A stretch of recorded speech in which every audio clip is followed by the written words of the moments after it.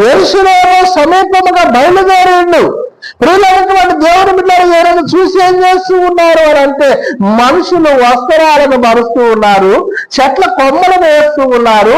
ఈ లోకంలో ప్రియులైనటువంటి దేవుని బిడ్డల పనికి రాని ఒక గాడిదని దేవుడు ప్రేమించిండండి. ఆమేన్, హల్లెలూయా.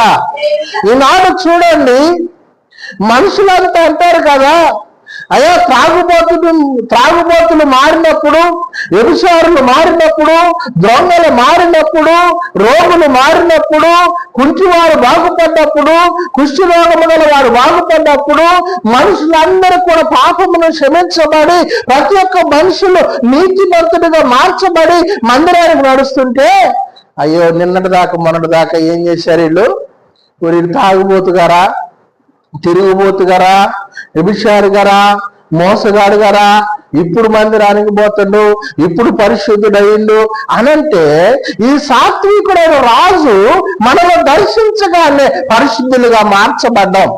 ఈ సాత్వికుడైన రాజు మనందరి పాపాలను కల్మషాలను తొలగించగానే మనమందరం కూడా క్షమించబడ్డాం. చూడండి, లేఖన గ్రంథము మాట్లాడుతూ ఉన్నది.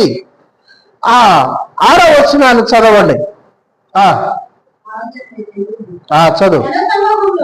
జన సమూహములోను అనేకులు తమ బట్టలు దారి పొడుగురు పరుసరి, కొందరు చెట్టు కొమ్మలు పరచి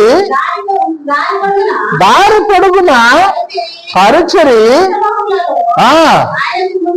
ఆయనకు ముందు వెళ్ళుచున్నవారు, వెనక వచ్చుచున్నవారు, దావీదు కుమారుడికి జయము, ప్రభు పేరట వచ్చువాడు స్తుతింప